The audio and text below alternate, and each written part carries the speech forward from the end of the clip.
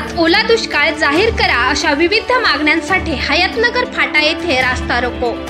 नमस्कार, प्रजाशाहीचा आवाज न्यूज वरती आपले स्वागत।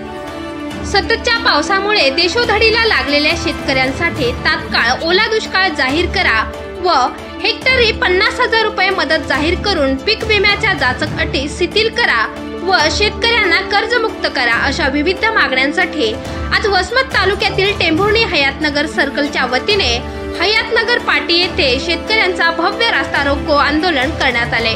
यावेळी माजी गट शिक्षण अधिकारी तानाजी भोसले सर, आयोजक प्रल्हादराव राखोंडे, आलोक इंगोले, दौलत हुंबाड, कपिल नवघरे, लिंबाजी अंबोरे, अंगद गोफनवाड, दिलीप राखोंडे सह संदीप माटेगावकर व असंख्य शेतकरी बांधव मोठ्या संख्येने उपस्थित होते। यावेळी संदीप माटेगावकर यांनी आपल्या अभ्यासू भाषणातून शेतकऱ्यांची व्यथा मांडताना सरकारला चांगलेच धारेवर धरले। पाणी शिरलं, शेतात पेरलेलं तर गेलं, घरातलं खायचं सुद्धा पीठ मीठ वाहून गेले, शेतातले आखाड्यावरचे जनावर वाहून गेले आणि एवढी भयानक या ठिकाणी परिस्थिती झाल्याच्या नंतर आज सरकार एकीकडे बघ्याची भूमिका घेत असताना माझा शेतकरी बळीराजा आज या ठिकाणी देशोधडीला लागल्याच्या नंतर मला एक जणांना विचारलं, तुम्हाला मोर्चाला कोण बोलवलंय?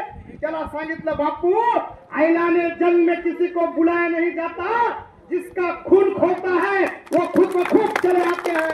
आणि म्हणून एक शेतकऱ्याचं पोरग म्हणून इथं या ठिकाणी समर्थन करण्यासाठी आणि माझ्या बापाच्या घामाच्या धामासाठी हा माटेगावकर या ठिकाणी रस्त्यावर आहे। सरकार तिकडे बड्या बाता मारतंय, शेतकऱ्याची कर्जमाफी